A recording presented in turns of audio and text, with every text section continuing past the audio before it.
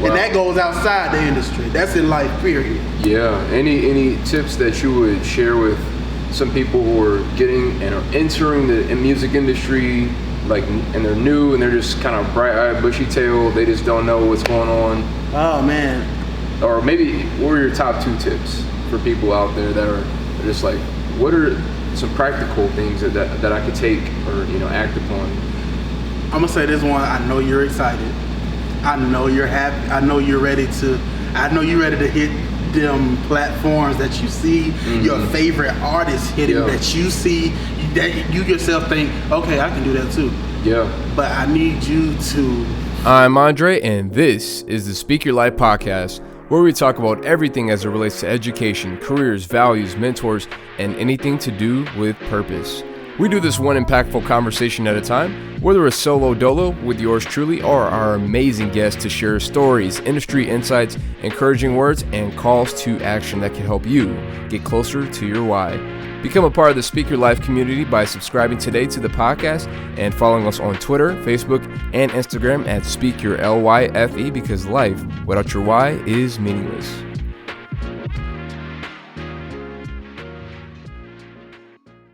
What's up, y'all? We're back at it again with the Speak Your Life Podcast. I'm your host, Andre. Be sure to subscribe to the podcast and make sure you get all your content every single week, whether you're on Spotify, Apple Podcasts, or on YouTube. Especially if you're on YouTube, we're growing our channel.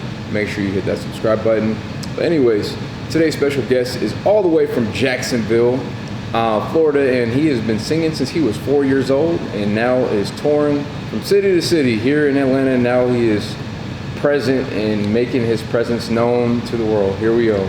Please welcome William LaVant. What's up, man? How y'all doing? So, how you feeling out of 10? Man, I was feeling like a 5 coming up them steps. Yeah. But I feel like a 10 right now. I'm feeling beyond 10. I'm glad to be back in Atlanta. Yeah. Georgia, after so long, we got so much planned, man. I'm glad to be here. Yeah. How you doing?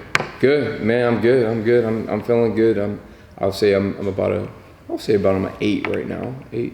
How you an 8? I'm an 8 because there's always room for more. Yeah. I'm not like, there's certain times where I feel like I'm a 10. Like yesterday when the Hawks won, I was a 10. Oh, see. Because they came back from 26 points. You feel me? And so I'll be honest. I said I'm a realist, but I was being pessimistic yesterday. Well, all my friends were like, man, it's a long game. They still have a chance to win, but they pulled it off. They surprised me. But yeah, I'm about an 8 right now. But catch me tomorrow, and the Hawks win. Yeah, it might be different. So he gonna be a 10 before we over with this interview. Right now. So look, when I got here, I found out y'all stadium. It feels, just by looking at it, it feels so much bigger than a Jacksonville Jaguars. Oh, it is. It is. I said, I don't get this feeling looking at our stadium. Like, it's like. Yeah. I'm like, okay, forget it.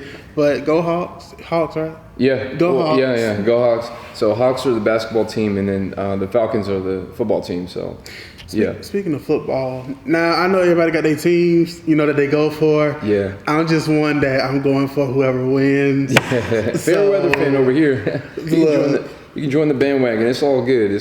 So. Yeah. All right. Cool. So yeah, we continued the conversation here on the chairs, y'all, because the mics went out, but we're good. We're good. We're just chilling, vibing, and we're talking about Jacksonville. We're talking about Atlanta. Right. This man came all the way from the Ville. We talking about Jacksonville. So. And this time, like, I'm used to planes, but y'all know that feeling you get. It's like when you about to catch a plane, you gotta dread it all that night before you catch the plane. Then when you finally get on the plane, you like. So when I finally landed, man, I'm like, I ain't breathing till we got here. It was only 44 minutes. Yeah, it wasn't that bad. Yeah, Jacksonville's a quick flight. I'm a driver. I like to drive anywhere. Anything from keeping me up there. I'm the opposite, y'all. I'm the opposite because I'm a person like I came from my airline background. My dad worked for Delta. I worked for United and stuff like that. Wow. So. I would say up until like college, we drove everywhere. But like when I got to college, man, when you get a taste of them flight benefits, it's a whole new world. Period. So, but anyways, you ready to speak your life, man? Yeah, let's do it. All right, cool. So the first question that we have for everybody that comes on the podcast is, there's this thing that, the two most important things in life are the day you were born and the day you know why. So you can give us, if you want to give the year and stuff like that, you can, or you can just give us the era and then walk us through that journey to knowing when you were, or why you were born. When and why? Yep. Oh man, this is crazy. Okay.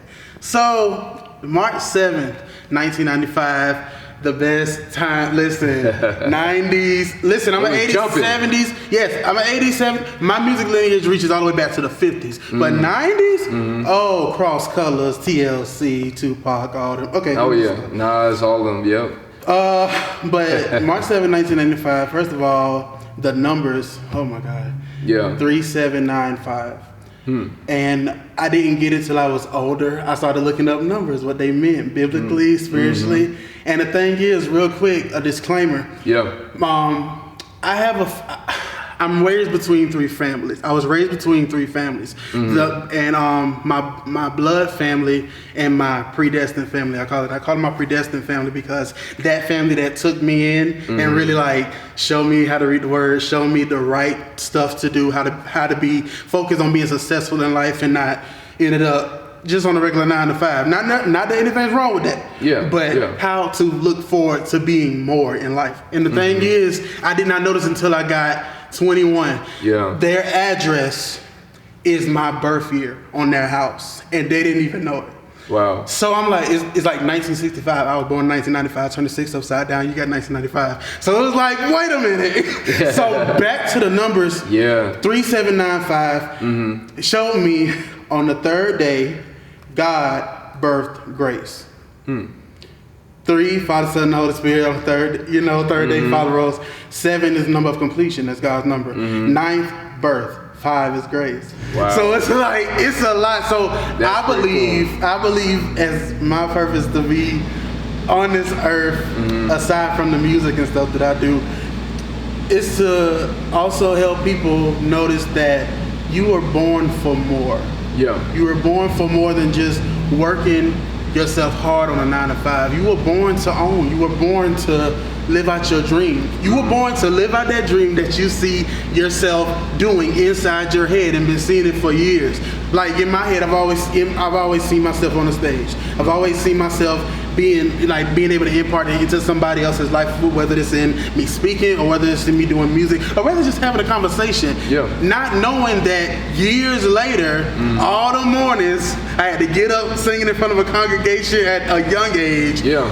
At your granddaddy's church, right? We gonna get to that. It was all a purpose for me to be able to take on stadiums and arenas now. So I'm like, if you gonna do something, make sure you're doing it for the right reason. Yeah, I agree. But I'm gonna let y'all get back. I'm sorry. He was getting into it, y'all. He was feeling that spirit. But yeah, that's cool. That's cool. So are you the fourth? Because like I know that wasn't your grandfather the second and your dad was the third, or what's the order? I am the fourth of my generation. Okay. My dad is the third. Yes. My granddaddy, God rest his soul, was the pastor. Taught me everything I know as far as communication with a person. Yeah. That's who we're communicating to. A lot of people don't see that. A lot of artists don't see that. You're talking to a person. Make sure you show them that they care. Nobody want to know how much you know until they see how much you care. So, and the first one, he's long gone.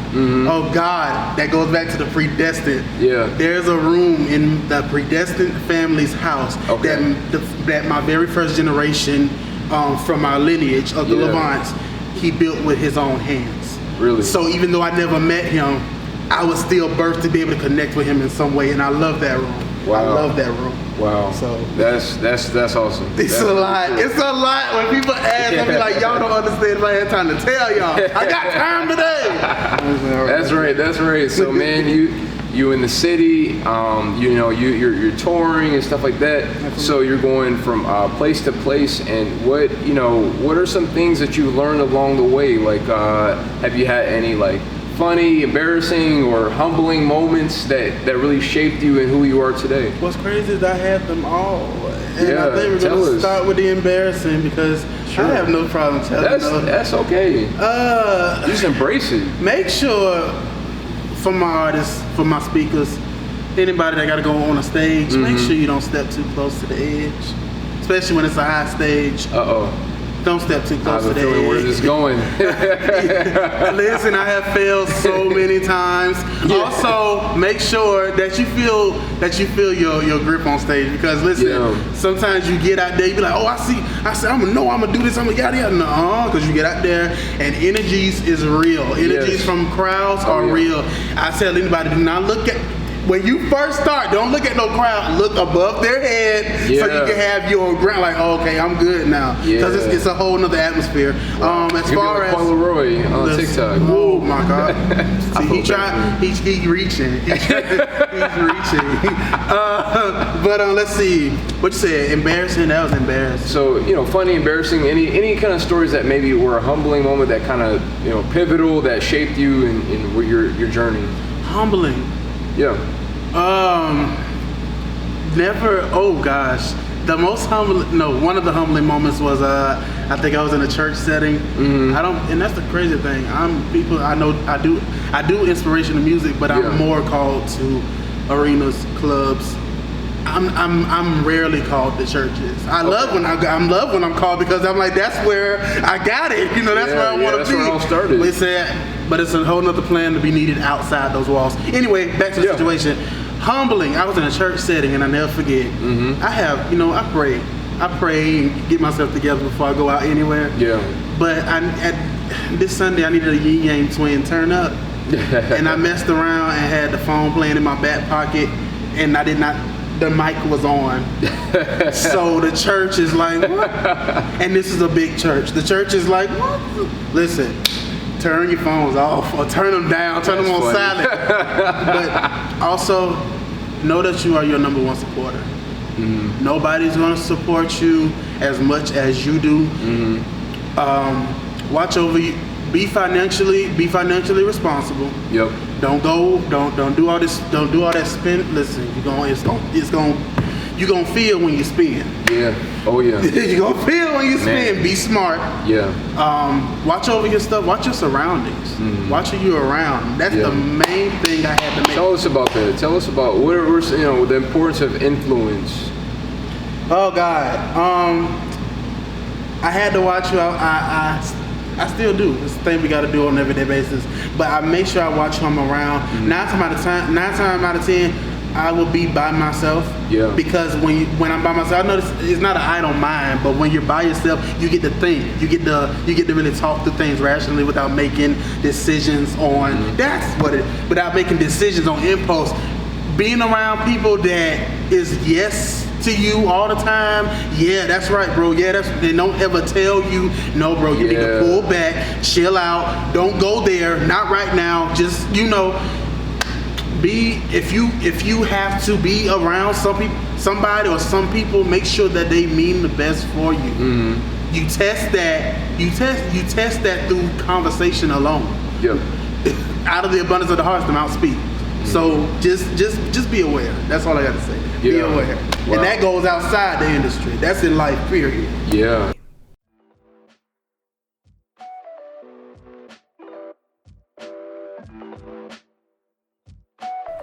The BBC reports a U.S. workers' online study said that nearly 70% agreed public speaking skills are critical for success at work.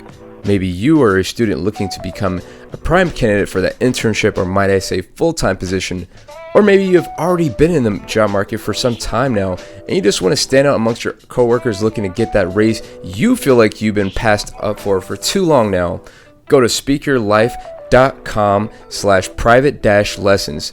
That's speakyourlife.com/private-lessons. Again, that's speakyourlife.com/private-lessons to become a better communicator tomorrow by signing up today.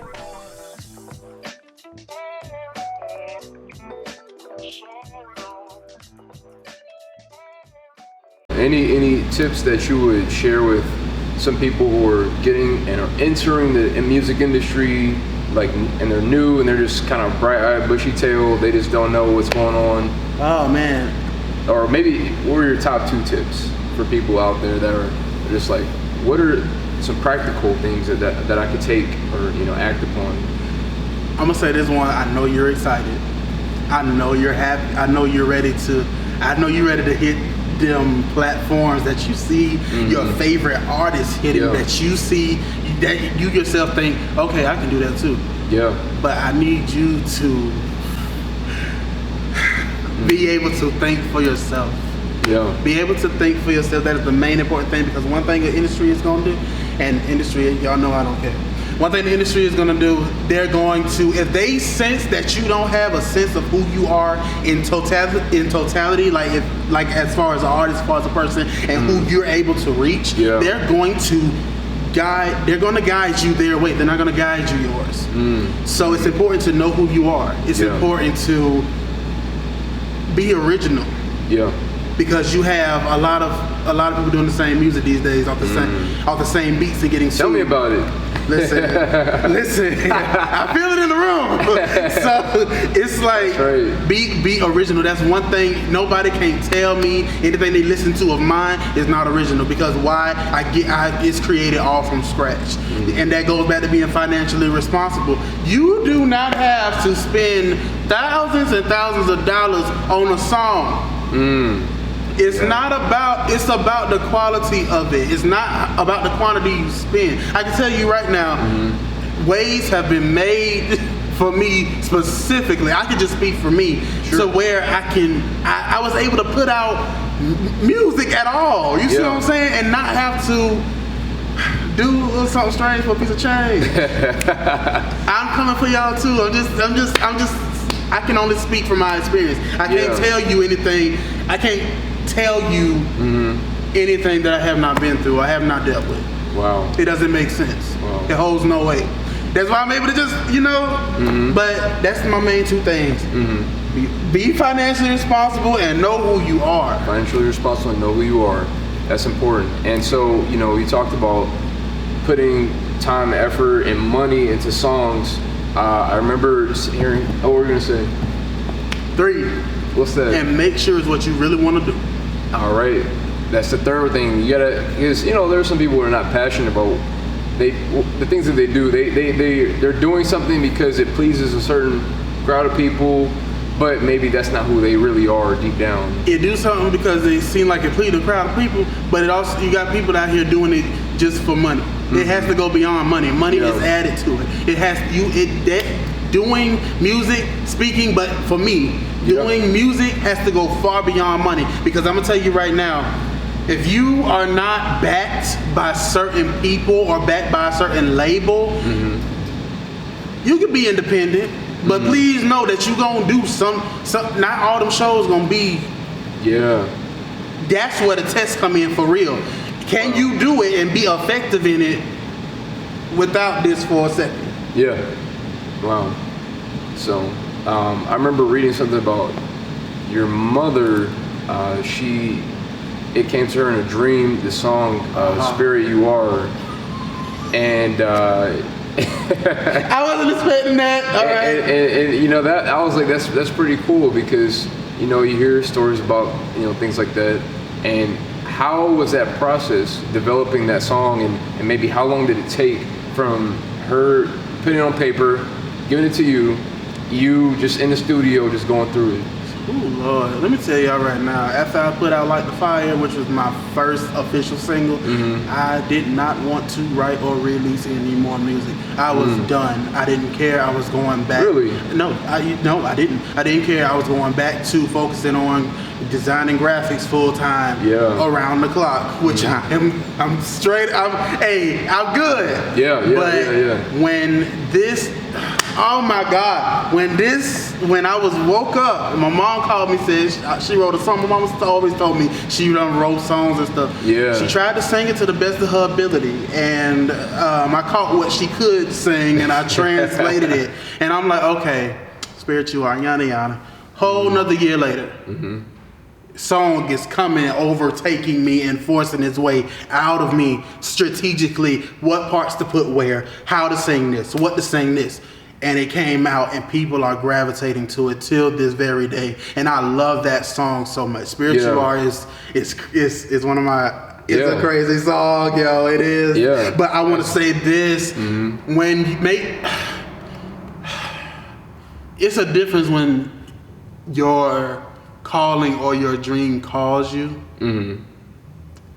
If you only knew how many times I wanted to walk away, and really, I stopped listening to music for some years because I didn't want to dream big anymore, because it was just a certain place I was in my life. But it's a difference when that thing keeps calling you back. Mm-hmm. Like, I didn't want to put out no more music. It was given to my mom. My mom could have went and recorded that. I'm good. Wow. Said, no, you need to sing this. Yeah. And right. before I knew it, I ain't never shot a music video before. Before I knew it, the music video was done. And I made sure she was in the first scene. She wrote it. So, it's a lot. Wow. I can't even explain it all. Man, that's dope though. Like, it's cool that, you have those moments where, like, I don't feel like doing this, or you're like, you have those, maybe I would say Jonah moments where you're like, you're trying to run away. The fish, takes you and takes you somewhere else, but helps you to realize,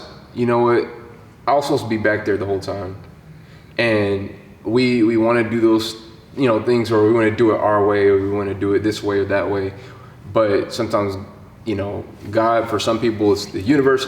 Other people have so many different interpretations of how that message is, that intuition that's telling them, hey, this is what you're supposed to be doing, not that. Right. So even goes to now. I'm starting to be called on the same backgrounds for other, like, artists, and I'm like, they be like, yeah, we know you. We done heard of you for so years. Excuse me. Yeah. We love Like the Fire. We love Spiritual. What else you got? Yeah.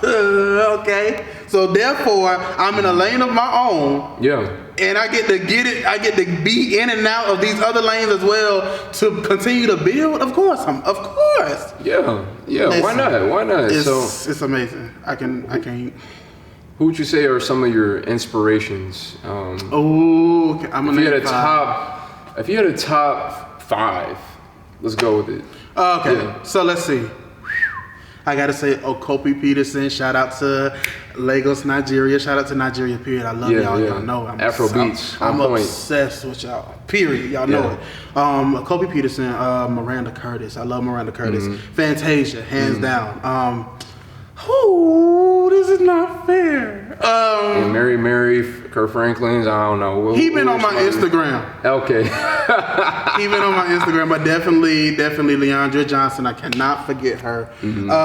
And the last one, I'm gonna have to say Jacqueline Carr. You said who? Jacqueline Carr. Jacqueline Carr. Okay, cool. That's what's up. And so, how do you take that inspiration and, make it into your own, and making, your creative avenue, your creative lane? Because, that uniqueness is so important. Obviously, when it comes to making music, there's so many gifted people out there that you can, I can take a piece of that, this and this, but then make my own. How do you, what's your process or your thoughts when it comes to that? Oh, and I forgot too, Little Richard and Juanita Bynum. Okay, I'm good with that. That's the list. As far as, as far as making it my own, I would say it's a process. I mean, not for me now, because I know fully exactly what I want to do. I know my sound. I know I don't sound like nobody else. It's like, because you have some people that aren't the best singers, but they have like this thing about them that's like we deal with that. Like, we deal with that person just because of who they are. But making it your own, I guess I know. I can say I know. Yeah. If it moves you, I mean, really moves you, not just some beat or some flow you threw together. I'm talking about took time and set with. And sometimes it overtakes you, but dang.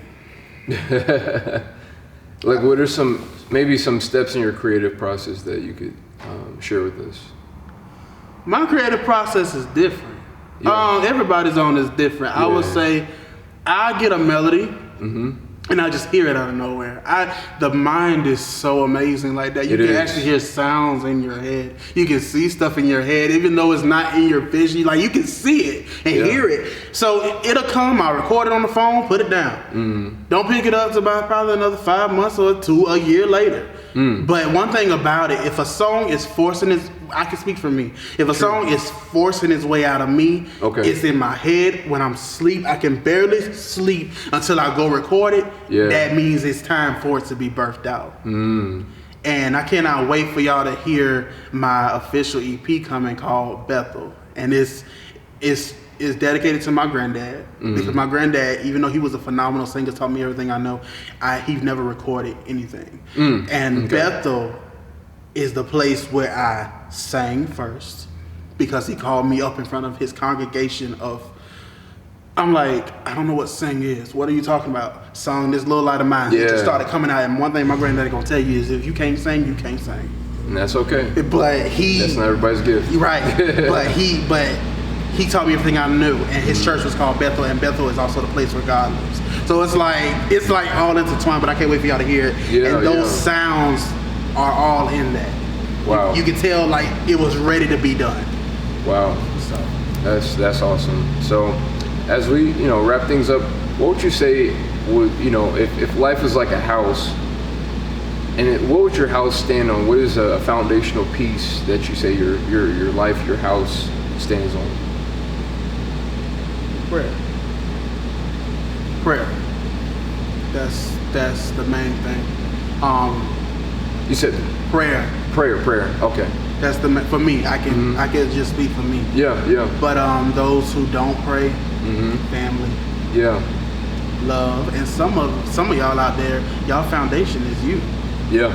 Because you're the one going to work every day. You're the one making sure the bills are upkept.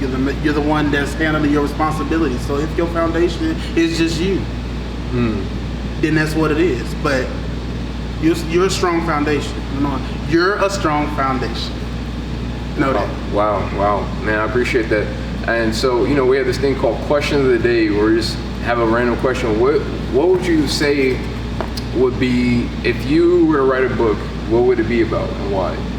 Oh man, my book, even just from explaining today, my book would go all the way back to that Predestined I was talking to y'all about. That's probably what it might be called. Well, we have an idea, y'all. Because it's so much. Yeah. It's so much to where it's crazy. I'm serious. Wow. That's awesome, man. I love it. Well, thank you so much for being here on the podcast. We really appreciate you being here. Thank you guys for being part of this episode. Make sure you follow William at William LaVant on Instagram, Twitter, Facebook, wherever. And check him out. Check out his music. He's on Spotify, Apple Music, all that stuff. So it'll be so much better to Google my name. Yeah. All that'll come. And so, and while you're here in Atlanta, what are some places you're looking forward to, visiting while you're in the city? I know you talked about the Trap House. Where else are we talking about? Where else are you going to? We're going to the Trap House Museum tonight. Yep. We're going to Atlanta Live. Shout out to Atlanta Live for a TV taping. I cannot wait. Yep. I cannot wait. Also, we're celebrating my cousin, Maxie Coleman, is getting inducted to the HBCU Football Hall of Fame. That's what's so up. It's a lot going on, and that's what we're doing, man. Just a lot of festivities going on, a lot of excitement, and it happened to be during Juneteenth weekend. So. Juneteenth weekend, what's not going on in Atlanta? That's right. So it's the place to be, man. It's the place to be. So again, thank you so much for being here. Thank you guys for being here.